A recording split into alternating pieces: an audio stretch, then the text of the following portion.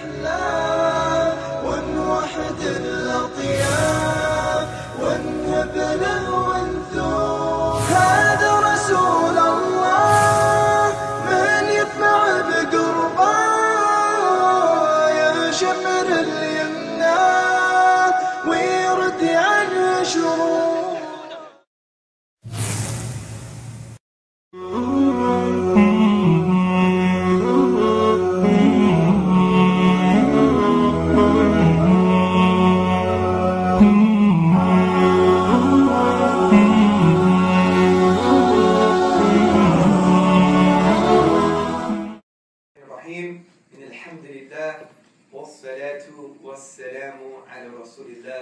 To proceed, brothers and sisters, friends, relatives, I greet you the warmest Islamic greetings of peace. Assalamu alaikum wa rahmatullahi wa barakatuh. Which basically means may the peace and blessings of God be upon you all. Today we're talking about the purpose of life. You know, in the 21st century context, this doesn't mean much anymore, does it? I mean, let's really think about it. Let's think about what does it mean to have a purpose? Because sometimes when we flow through life and we just react to life's obstacles and circumstances, we don't even really reflect, scratch the surface, try to comprehend, understand, or even take note of the fact that what does it mean to have a purpose? Because I think it's very important to sometimes to take a snapshot of yourself and say, okay, why am I doing this? For whom am I doing this? And why am I doing this? This is very important because if we don't start to have the mentality of critical thinking and scratching the surface and asking the next question, then this whole talk is irrelevant. Forget it. I'm not in the business of medicine, so I don't want this talk, lecture, presentation, advice, whatever you want to call it, to be another dosage of your intellectual and spiritual insulin. Because we all suffer from some form of intellectual, spiritual diabetes. You know, you were at King's today, you had a very boring lecturer, and you thought, I'll come today and maybe be inspired. That's fine. That's good. We all need that sometimes. But I really see my role as just a normal human being who is under you, who is basically a fraud, if you think about it, because there are so many more qualified Muslims that should be here and should be speaking. Now, I'm just a normal human being that just wants to make you think, and I want us to have a conversation. I don't want this to be just full of sophistry, which is rhetoric without substance, but rather a bit of rhetoric with substance. Okay, so I want us to have a conversation for us to try and see these ideas for what they are. And it's very important because out of my own frustrations, I go to various universities and discuss these topics at length with Muslims and non-Muslims and those in the middle. We have these various discussions and sometimes you just can't penetrate this veil that's there. You can't penetrate this kind of physical wall almost, and as if you're speaking in a different language like Chinese, yeah? And I think one of the reasons for that is because we don't ask the very first questions that I'm talking about now, which is, what does it mean? That's a very important point. We should always have that in our minds, meaning, what does it mean? Because sometimes we just take things for granted. Okay, purpose of life, there you go. Oh yeah, I'm a Muslim. Yep, I'm a non-Muslim. I'm an agnostic, I'm an atheist. All of these categorizations and labels and boxes and these tick boxes. I mean, life has become just one big tick box, hasn't it, yeah? So the point is, we need to ask the question, what does it mean? And from my perspective as a Muslim, obviously we believe in the Quran, you heard the verse of the Quran, the raison d'etre, the reason for existence for the Quranic discourse is to wake you up with that type of thinking. Is actually to make you realize that I need to start thinking about, what does it mean? What are the implications?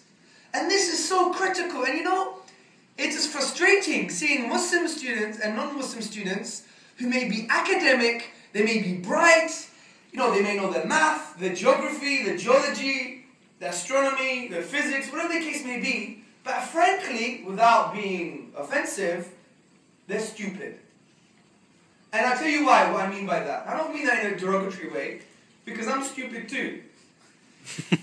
But I realize that I'm stupid, so that makes me a little bit more of a better stupid than any other type of stupid, yeah? And let me explain. It's because we seldom ask the question about the implications of things.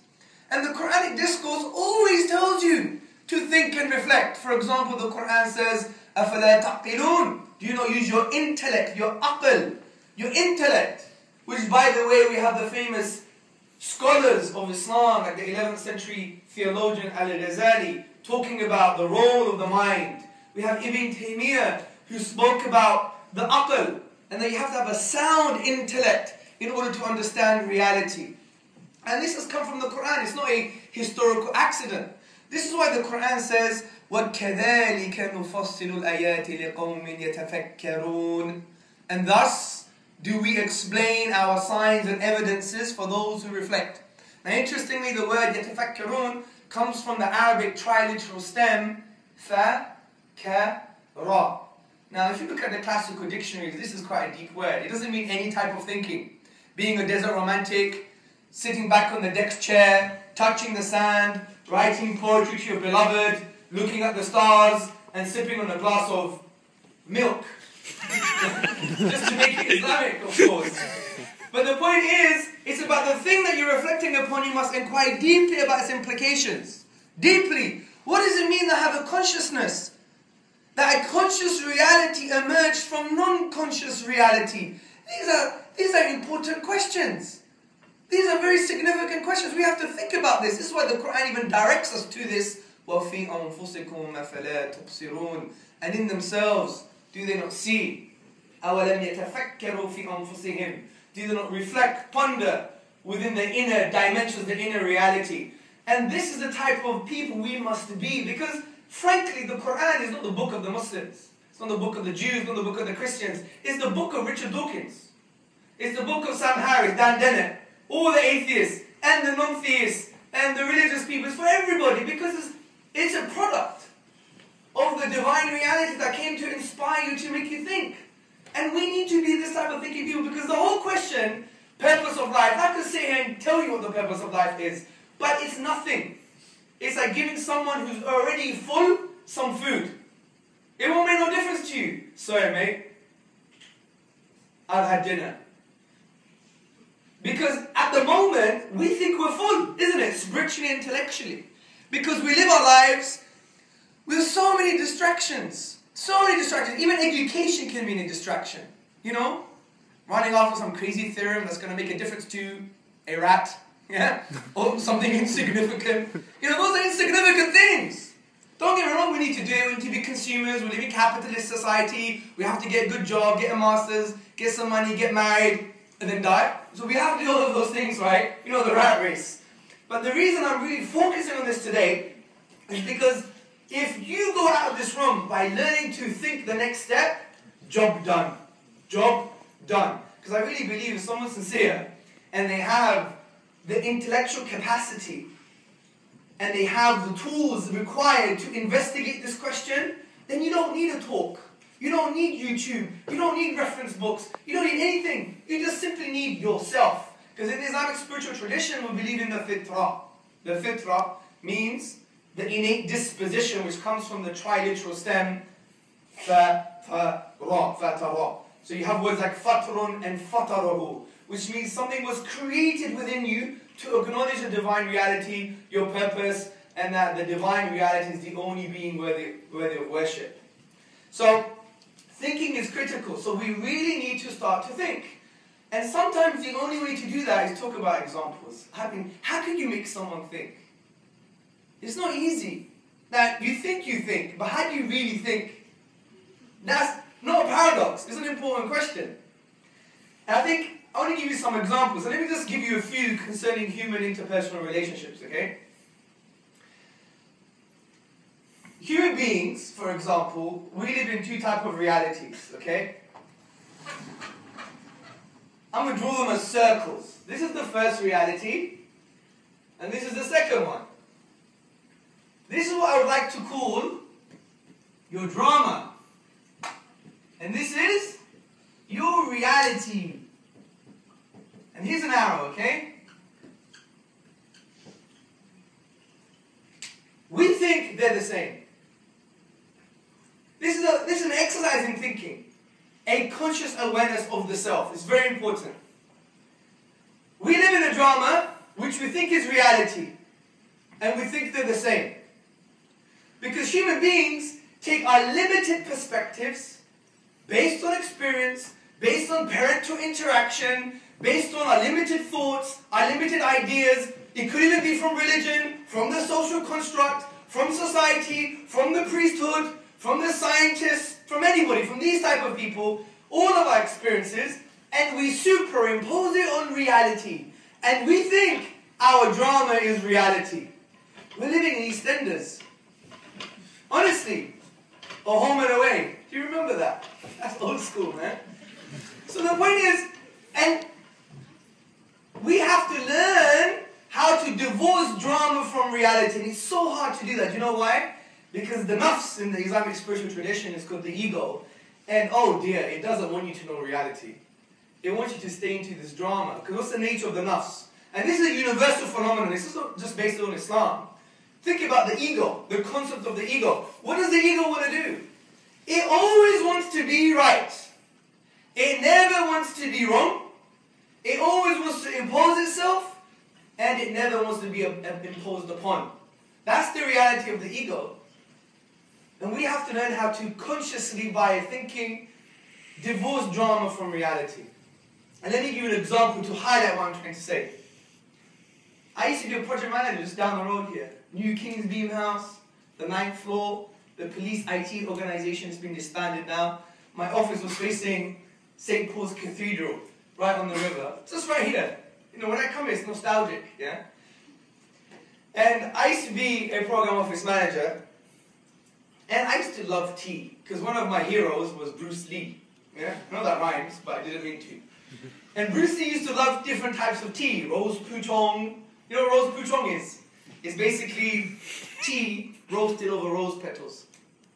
Okay, so I used to love lots of tea, so I used to have tea all the time. So I would walk to the kitchenette area and want to get some tea, okay?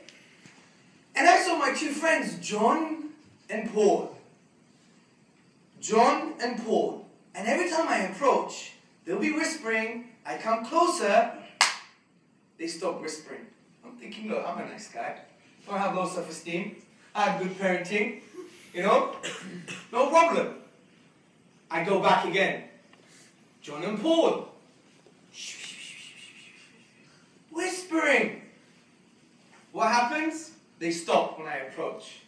Now this happens 1 day, 2 days, 3 days, 4 days, 5 days, and I'm starting to get paranoid. I mean, some of you get paranoid the first hour, yeah? Depends where you're from in the globe. And that's not a stereotype. I mean, I don't make up stereotypes, yeah? I just observe them. So, and I'm like getting frustrated. I'm like, you know what? I know they're trying to backstab me. And that's the reality of the rat race of capitalism. They knew that I just got promoted. And I remember when I was speaking to Paul in the pub, his face changed. When I said I got a promotion and I got more money. And then he looked at me and I could see that thing in his throat like, oh, well done, Andreas. That's really good.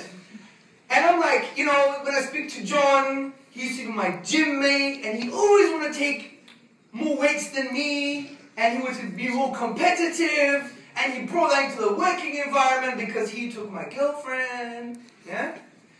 And then I'm creating this big narrative in my mind every morning on the way to Starbucks just before I go to work. I'm thinking, this has been my whole life. When I was 7 years old in primary school, that little girl would never speak to me. They want to play with me. I want to be the leader of the Ghostbusters gang. Yeah? And my dad would always say to me that I'm not going to be a nobody. Do you see what I'm doing? My drama.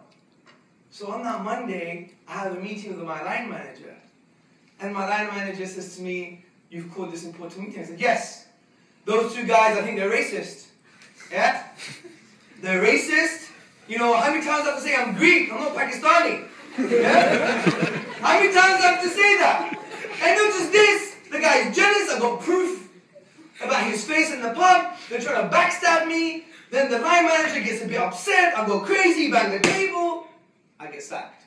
I lose my job, man. So what do? I have my box. I go home. Say, Mom, Dad, I lost my job. And then a few days after, I receive an email from John and Paul. And what do they say? Andreas, we were just planning your birthday party, man. My drama, superimposing on reality. By the way, that's not a true story.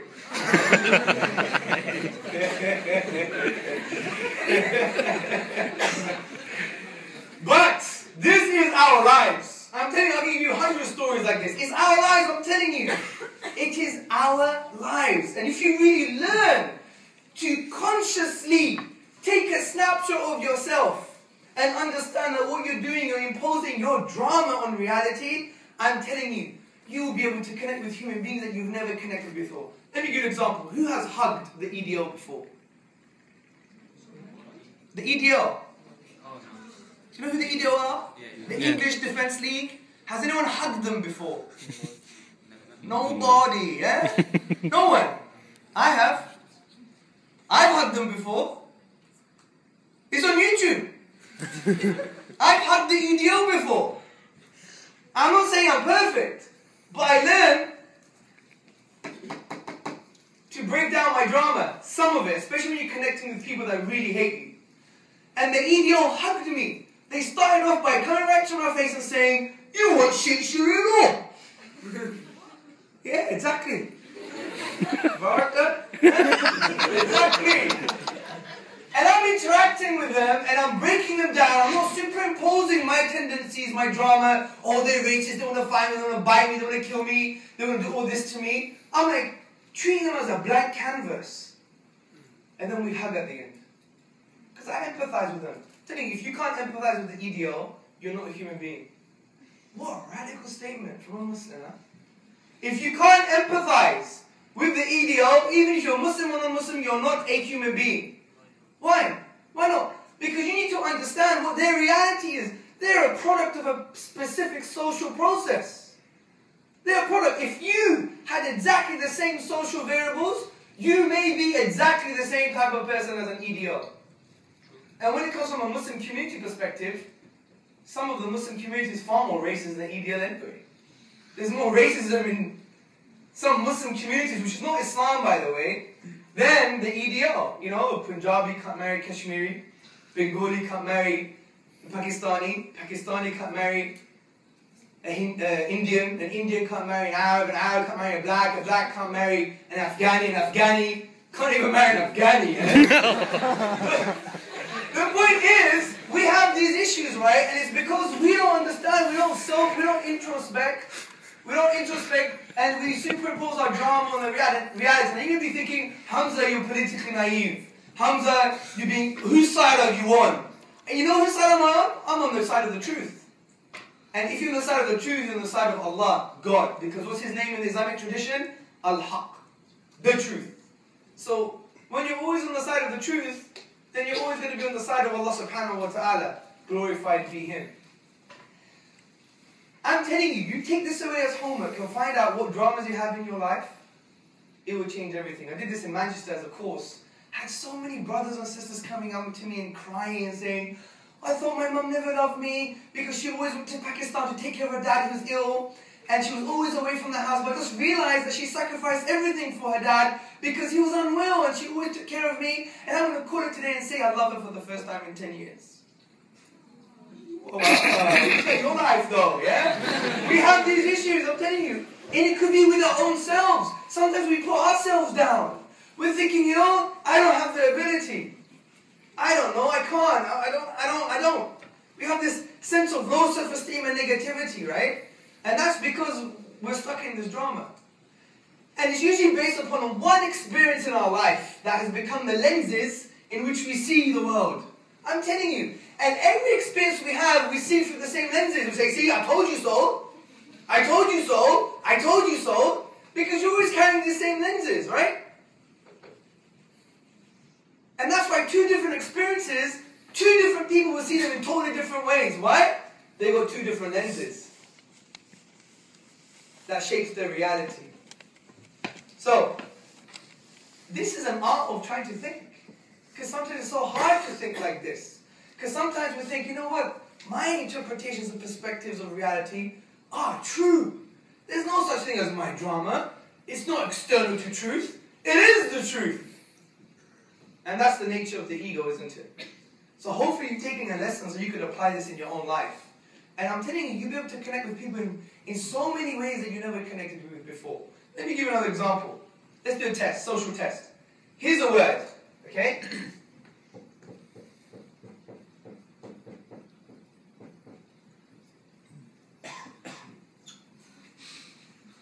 What does that say? Atheist. Atheist. Now, be brave. Put your hand up. What comes to mind? Feelings, emotions. Yes? Richard Dawkins. Richard Dawkins. Good. Come on. Don't lie. Stalin. Stalin. Ooh. Warming up. Come on. Monkeys. Who said that? Is that you? Is that you? Okay, monkeys. Anything else? Okay, let me tell you when I've done this with Muslims before what I heard. Fuel for the hellfire. Cold. Reductionist. Abstract. Rejecting the truth. Backward. Stupid. Morons. Yeah? Good. Now, let me give you another word.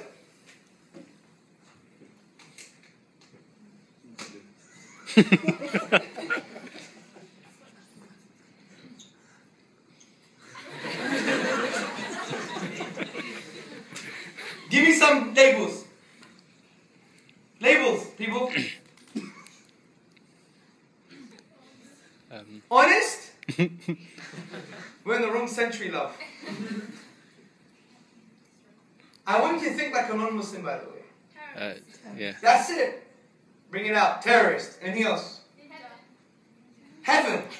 Ninja.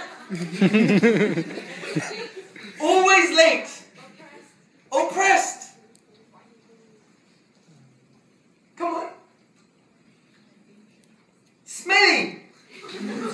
Okay. Anything else? Wife beaters.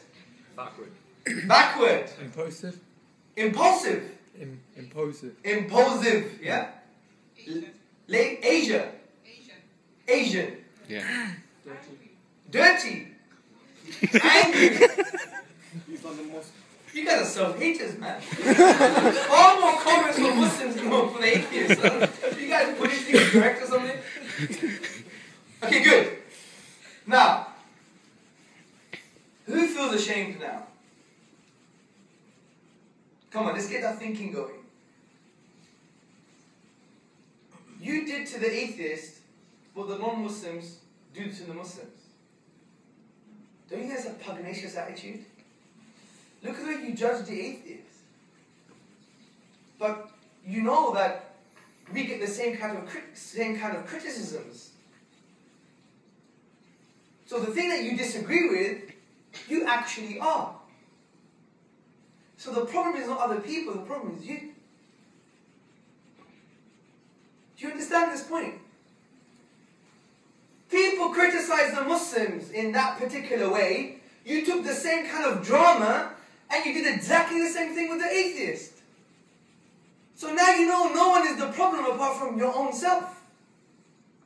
It doesn't sound nice, does it? It's not a healthy thing not a healthy space. But it's the beginning. So when you're talking to, for example, I introduce you to John.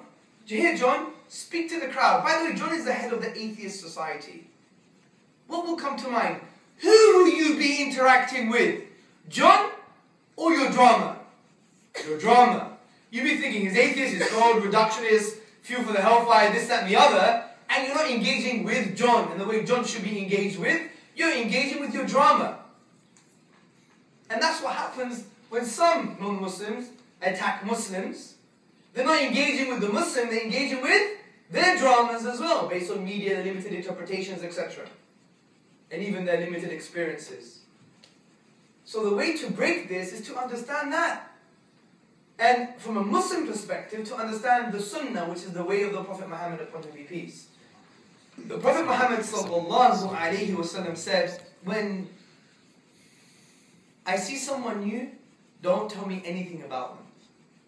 He said that to his Sahaba, to his companions. So when he engaged with people, he engaged with them how they should be engaged with, not based on the drama. And you may think, how does this relate to the purpose of life? Well, it does actually, in such a huge way, because it makes you think. It makes you subconsciously be aware of your current drama and narrative.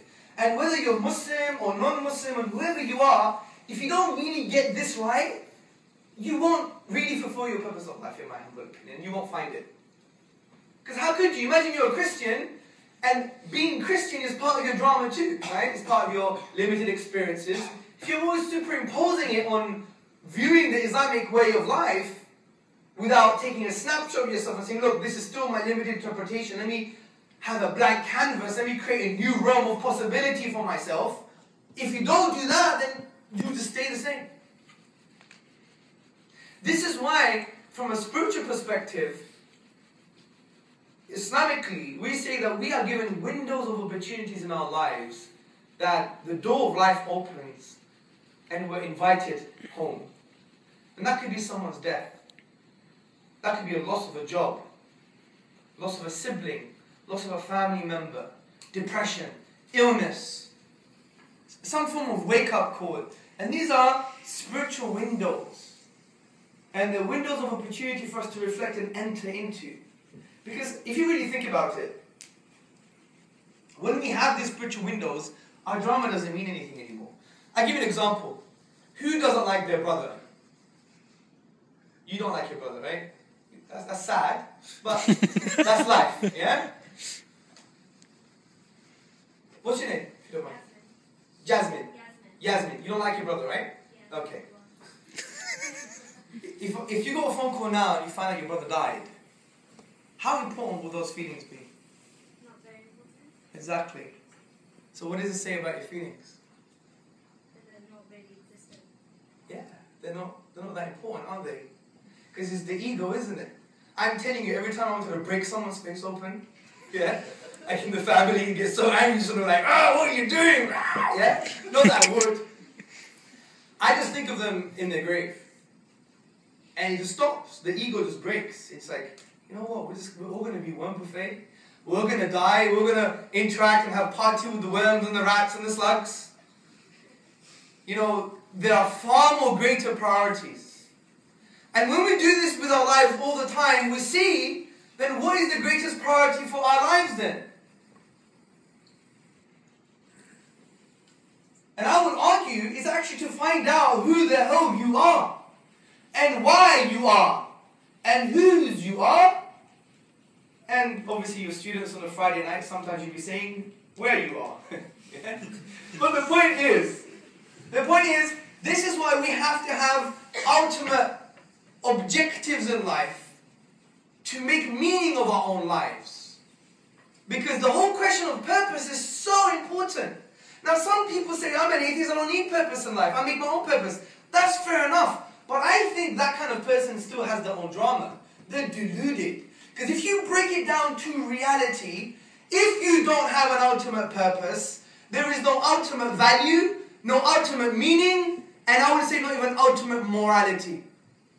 Take morality as an example. And if you read Nietzsche, Nietzsche was a phenomenal man. But a lot of people, they used to accuse him of being a nihilist. He wasn't a nihilist at all. Nietzsche was a moral philosopher. But everyone's accusing him of being nihilistic and might is right. If you got the power, then you could dictate what is good and bad. But he made a very prophetic statement. And that's why I respect him. I take my intellectual hat for him, yeah? Nietzsche, and this is according to Professor James from Birkbeck University, he's an amazing scholar of Nietzsche. I think he sees him in the correct light. Nietzsche, for example, he acknowledged something profound. He said, European society is going to realize once you have rejected the divine, you know his famous statement, God is dead? Once you reject the divine realities outside of your sphere, outside of your social reality, outside of your personhood, outside of your sense of self and sense of who you are, then everything is meaningless. Everything. Because everything then will be only subject and relative.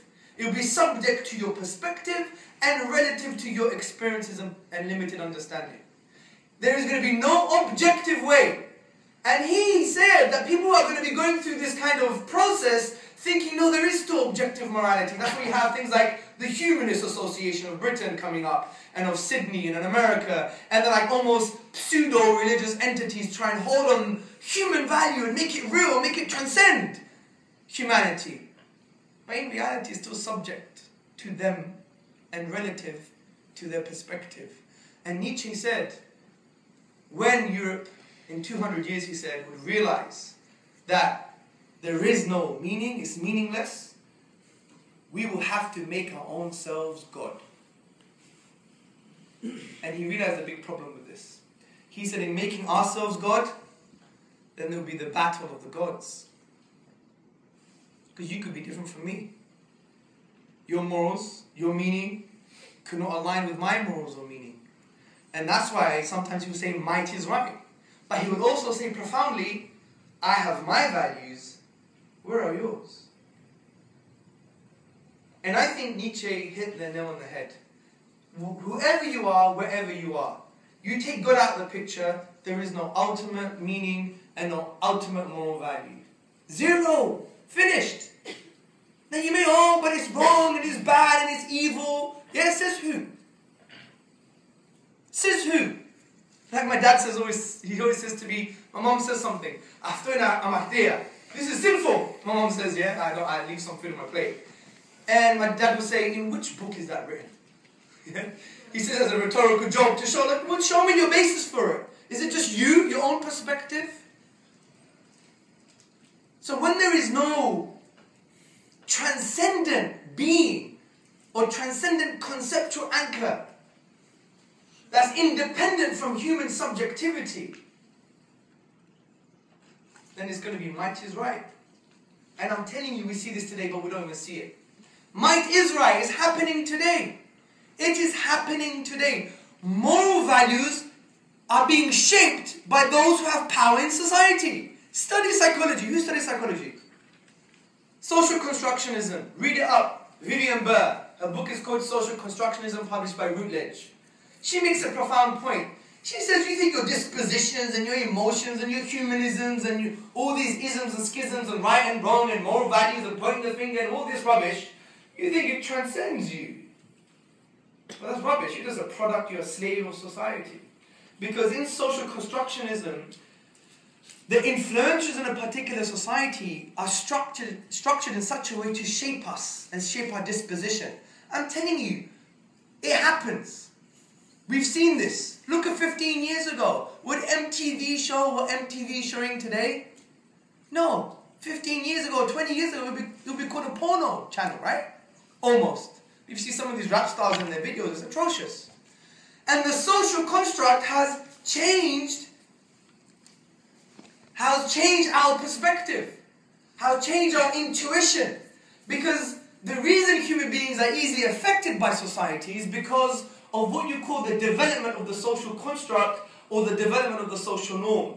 And this happens via two processes: informational social influence and normative social influence. And basically, what does this mean? It basically means that human beings want certainty.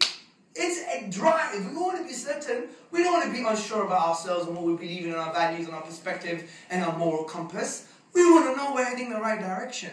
But when we're uncertain, we go to the collective because it's like almost a semantic substitute for the divine will. Because so many other people are saying it, therefore it must be right. So when these constructs are influential in society, the media, the politicians, the scientists, or whatever the case may be, when they say something and you are uncertain, you'll agree with them. And that shifts social opinion. And you're all product of it. I'm telling you, if I were to even have a meeting with you for an hour, I'll probably find out that we're all individualistic. We have a sense of individualism inside us. Because you want to ask you, do you know your first, second, or third neighbor really well, most of you probably say, I don't know nothing about them. But if you were to ask that question in the 1930s, the whole neighborhood was a family. Look where society has taken hold of you. It's terrible. And you don't even know it. You don't even care about Joe Blogs next door. Who the hell is he? What's in it for me? I'm alright, Jack. As long as I'm paying my bills. As long as I'm alright. Who cares about him? Just what? 70 years? The social construct has destroyed us because of this rat race of consumerism and thinking that consumerism and materialism is going to define who we are.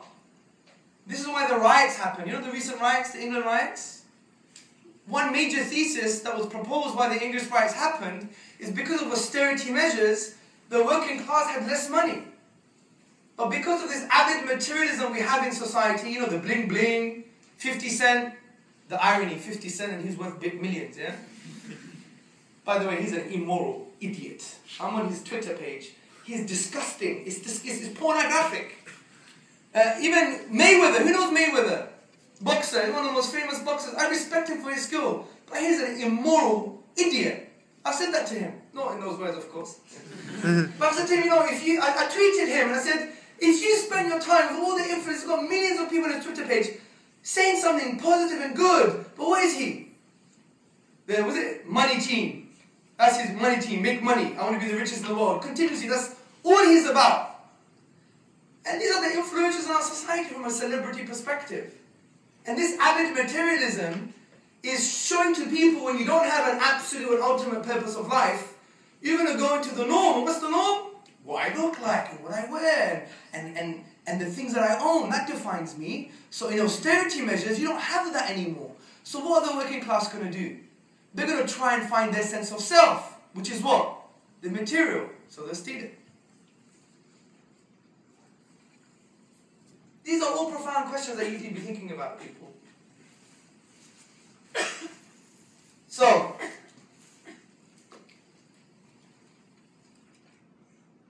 in a nutshell, what I'm trying to say is that we're all really slaves. Every single one of us is in a state of slavery. It doesn't matter how you dress and what style you have and how many times you bench. Or whatever you do in life. At the end of the day, we are in a form of slavery. I know we're brought up in the West to think that we're free.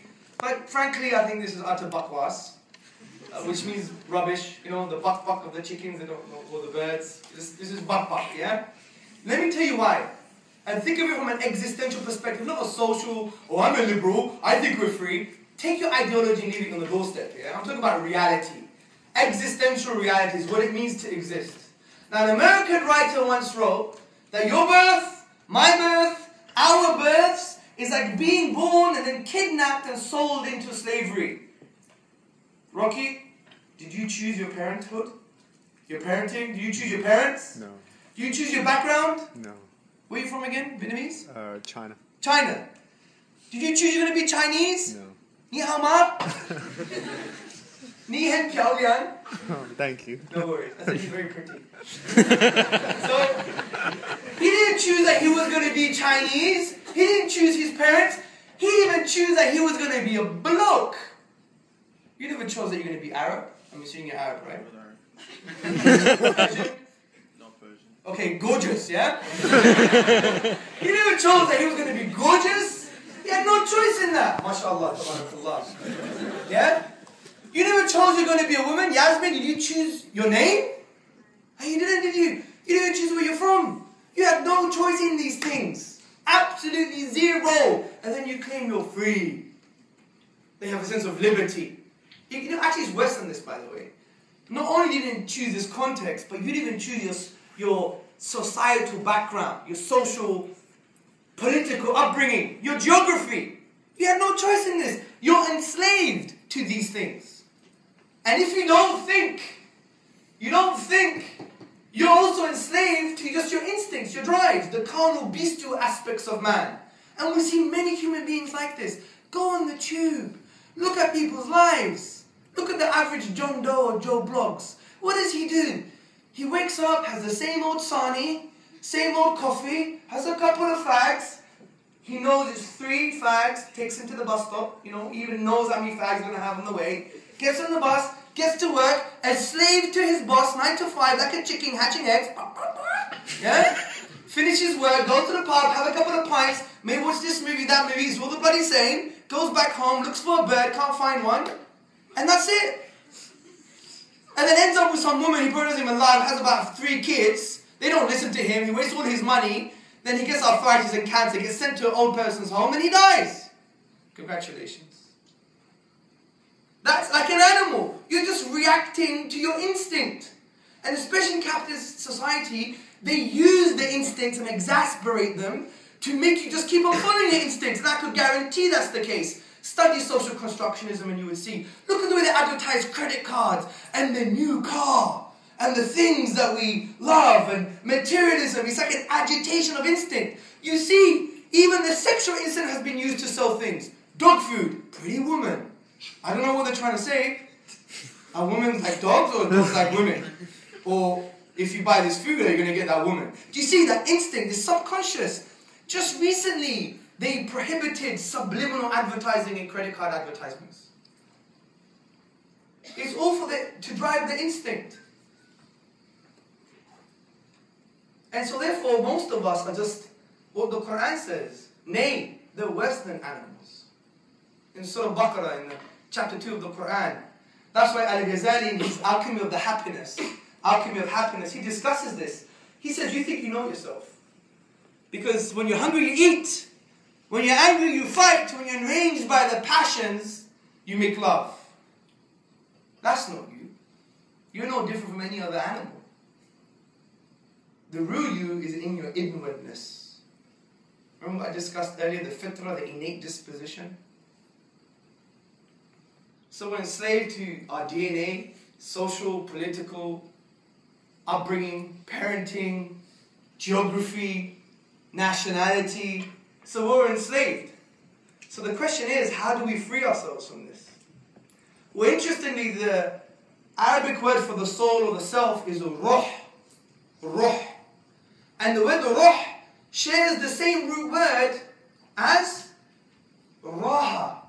Do you know what raha means? It means like tranquil freedom. So the ruh, the soul, is almost linguistically searching for this tranquil freedom. But it will never attain it. Just like the existential philosophers like Heidegger and Kierkegaard, they said human beings are thrown. There's a concept of thrownness. You're thrown in reality, you have no choice, you're a slave. And the way they try to get out of the slavery, they realize this. Many of them said the only act of freedom is suicide. That's why Arthur Schopenhauer wrote an essay, it's called On Suicide. David Hume wrote an essay on suicide. Many of them said that the biggest question is, shall we kill ourselves or not? Because that's the only act of freedom.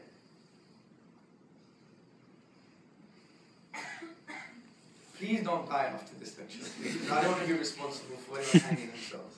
But the point I'm trying to say is, the existential philosophers, they then said, fine, if everything is meaningless, then that's why Jean-Paul Sartre, he said nothingness, he wrote a book on nothingness, that in this meaninglessness, you create meaning for yourself, and therefore you recreate yourself.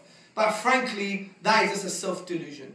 It's equivalent of saying, let's pretend to have meaning. Let's pretend to have purpose. But the basis of your existence is zero. So what does Islam say? Well, the 14th century theologian Ibn Qayyim, he made a beautiful point. He said, the only way for the ruh to attain this raha, the soul, the self, to attain this freedom, to break the shackles of your DNA, yourself, social conditioning, the social construct, is just by changing your slavery.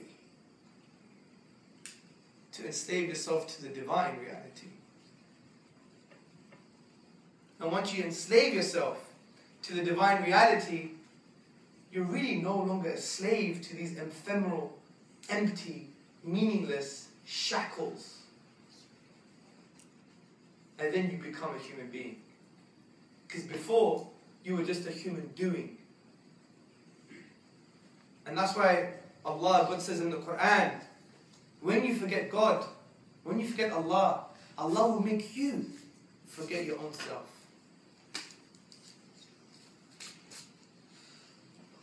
So people, there was no need of philosophy today, no need for God's existence. Just about thinking about what does it mean to be me. سبحانك اللهم وبحمدك أشهد أن لا إله إلا أنت وأستغفرك وأتوب إليك. Keep thinking, guys, okay? Assalamu alaikum.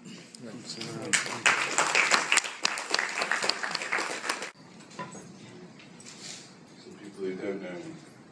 My name's Stuart Jones. And I'm a lecturer in pharmaceutics here at King's College of London. And it's my privilege to be here to speak to you tonight. And we're going after this beautiful talk about thinking about life. And 2 years ago I gave a talk about how I entered Islam. And today there's not time to talk about that. But more importantly, it might be a good opportunity for Muslims and non-Muslims to think about why this person in front of you chose to walk through that open door on December the 7th, 2008, and enter a world which is completely phenomenal. It's something that I could never explain to you, Muslim or non-Muslim.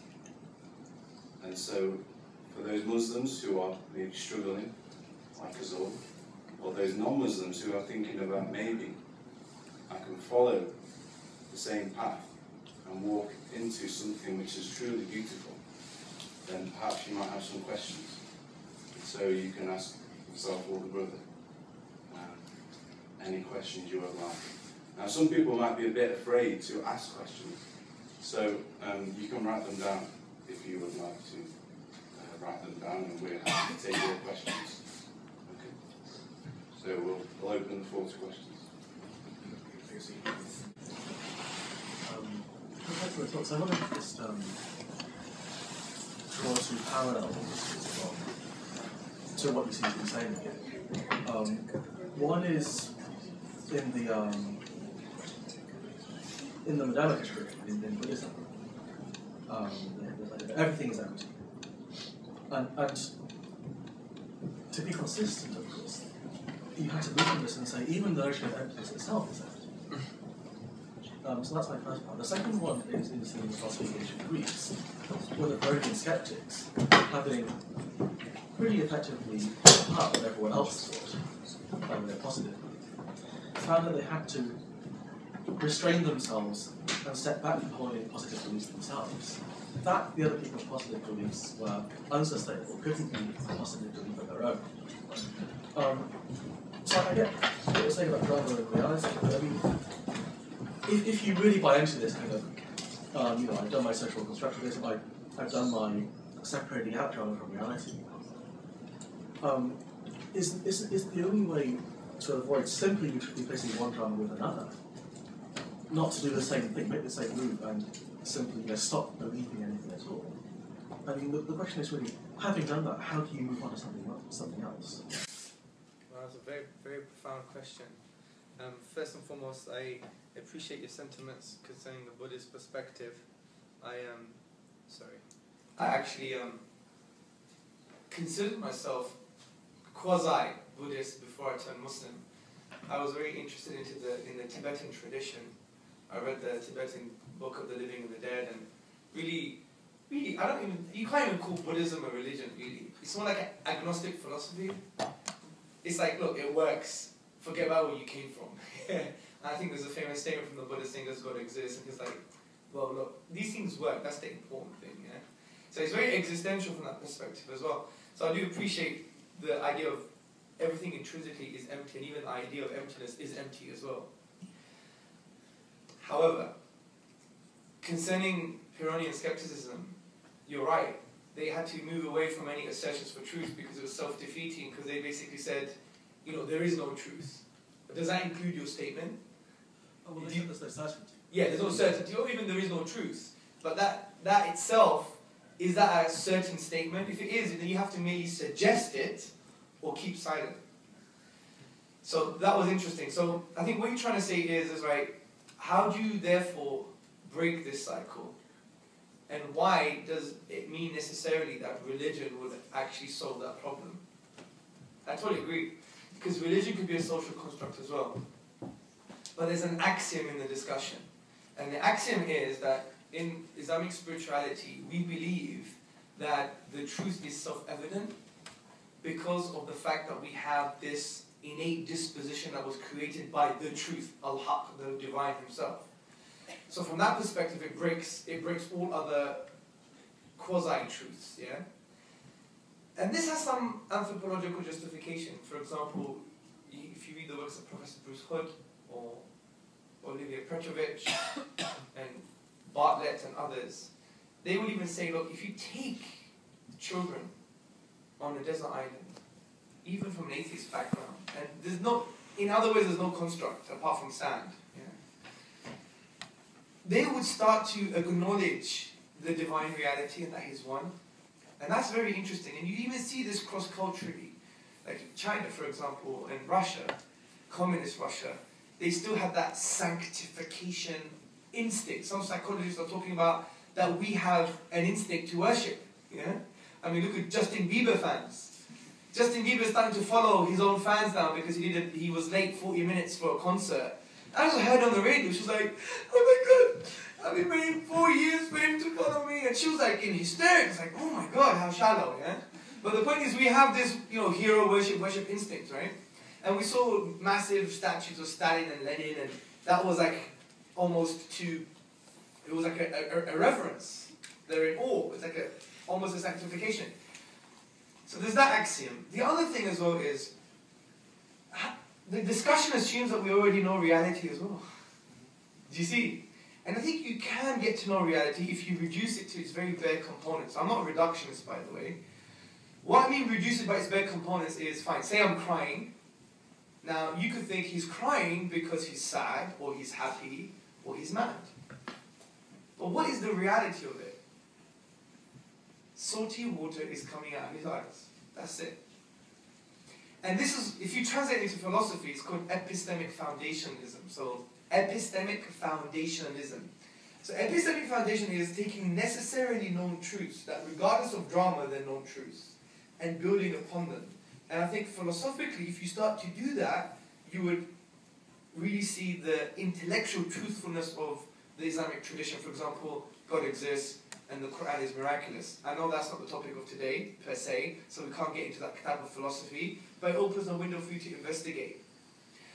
And really, fundamentally, that all doesn't matter anyway, because at the end of the day, these are just not the ends and the means. Like philosophy and thinking is a means, it's not the ends. Like in the Quran, when it tells you to think, it doesn't say that's it, think, and that's it. It's actually a journey, it's a means. The verses are teleological, they're there for a specific end. And that end is to acknowledge the truth, which is the divine reality, and that He deserves to be worshipped, and not you, and not others, and not social constructs. So there is a way out somehow, because of the very fact that we believe in the axiom, the fitrah, and of the fact that you could actually know what reality is, and build upon known established truths. Can I just ask a clarification question? Yeah, of course. About foundationalism. So my impression is that there are two... Well, what's your name, by the way? Sorry. Yeah. Yeah. So my impression is there are two worries about foundationalism. Well, three actually. One is, even if you locate the foundational kinds of belief, there's a worry about how they're foundational, how they're somehow intrinsically knowledgeable. Another one is this sort of Quinian worry about sort of semantic holism, right? There could be no foundational beliefs in virtue of the structure of meaning. Yes. And another one is this, when you think of the whole structure of belief, we can't divide, it makes no sense to divide belief up into individual beliefs and then say they come in the same order. So if this is all resting on a kind of foundationalism, I'm not sure I understand how that works. It works from the perspective that you could have a veracity for your intellectual basis, yeah? So say you have all these beliefs, right? I believe that have a beard, for example, or I should cover my hair, or I should pray 5 times a day, and this is the way to connect with the divine. Yeah, these are all beliefs. Call them fruits of a tree. Foundation is almost going to the roots. And therefore, what we would argue is, if the roots have good reasons, then therefore whatever comes from something that you could call a truth is truth itself. So this is why sometimes we end up in a huge discussion of, why do you look like that? Or why do you act this way? Or why do you have this kind of spiritual pathway? Now, if they're all constructs at the end of the day, then the only way to know the validity of that construct is to know its basis. So I would argue, if we can argue healthily, maybe not in an absolute truth way, but in a way that agitates the innate disposition that okay, there's good reasons for this. You have good reasons by foundationally justifying there's a cause for the universe, it makes sense, it's the divine. This Quranic discourse cannot be explained naturalistically. That becomes a foundation that has some kind of strength. And now it might not be absolute truth in a philosophical term, but it has veracity. If you were to break it down, you have to try and build an alternative. It's hard. There's no what we would call a philosophical defeater. If there's no philosophical defeater, then you have good grounds. If there's good grounds, then what comes from it is also true. The alternative is, I would think, almost a fundamentalist type of skepticism, which we shouldn't even walk into this building. Because we'll be like, can I trust the foundations of this building? Shall I cross the bridge? Waterloo Bridge, I was driving past it. If we have that kind of Pyrrhonian skepticism, it's like, not only must we remain silent, but we must remain still. And that would be my critique. But I would love to get your email after this, because fascinating questions, thank you. Okay, we have one question from the sisters now. I just want to get clarification on who he is too. So he says, how has Islam changed your life? Which brother was the Sheikh.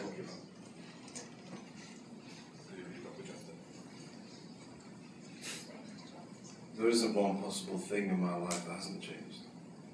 So to explain how my life has changed would be quite a complex discourse. When you accept Islam, you enter into another world. And the most difficult thing is looking back on the world you left and trying to understand why you did the previous things that you did. And the brothers provided a nice discourse about reflection. I think this is critical for both Muslims and non-Muslims. When someone accepts Islam and is born again, then they are given that window of opportunity to reflect. And I can sit here today and reflect. And I can think about all the things that have changed. And I do struggle to think which thing hasn't changed. And the beauty of Islam that overtakes reverts is relatively pure, usually. This is a great phenomenon of Islam. It's been discussed by the scholars of Islam. And it is unique to the religion in that at the furthest parts from the centre of Islam is the strongest belief in Muslims' hearts. How can this be possible? How can a religion, when you look at other religions, what happens is normally, as it moves away in time and space and geographical context from where it started, it becomes weaker. But in the Muslim experience with Islam, time and time again, the circumference of that religion as it grows is where it's strongest. And so in the people who are accepting Islam, and this is why it's so important for us to give dawah and be good examples, are where the religion will expand quickest. And so for the non-Muslims becoming Muslims, when they accept Islam, if they accept an Islam that is very pure, their whole lives change. And there shouldn't be anything that stays the same, really. They retain their character, but almost every single thing that they do will be different. But no one will observe this, only the closest people to them. So in response to what has changed, everything.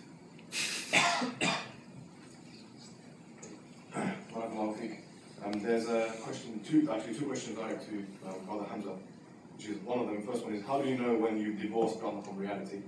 And what if reality isn't enough drama for a 21st society product, aka human being? Say the second one again. So what if reality isn't enough drama for a 21st century society product, in brackets human being? Question. Sister problem. What was the first question again? Sorry. How do we know when you've divorced drama from reality? Okay, good.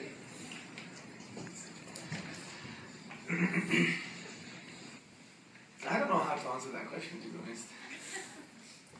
Because that would assume that I actually have done it myself. And I haven't. I think you get breakthroughs for small things in your life.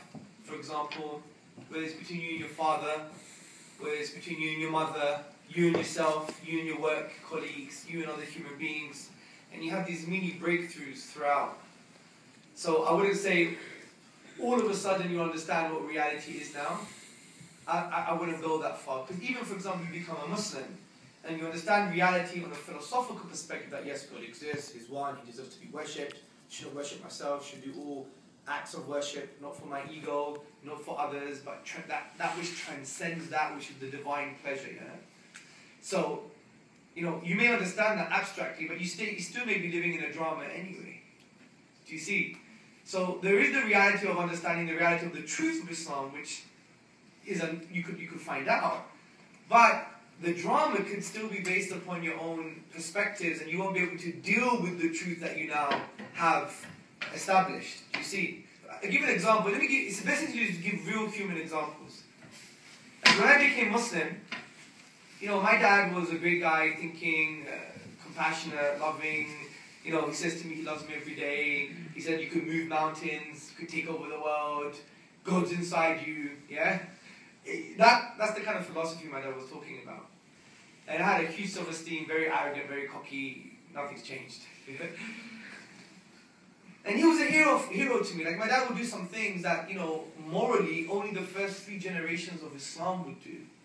And my dad has done some phenomenally moral acts, to do like inheritance, giving everything away just to keep his parents together, eating potatoes for a whole week.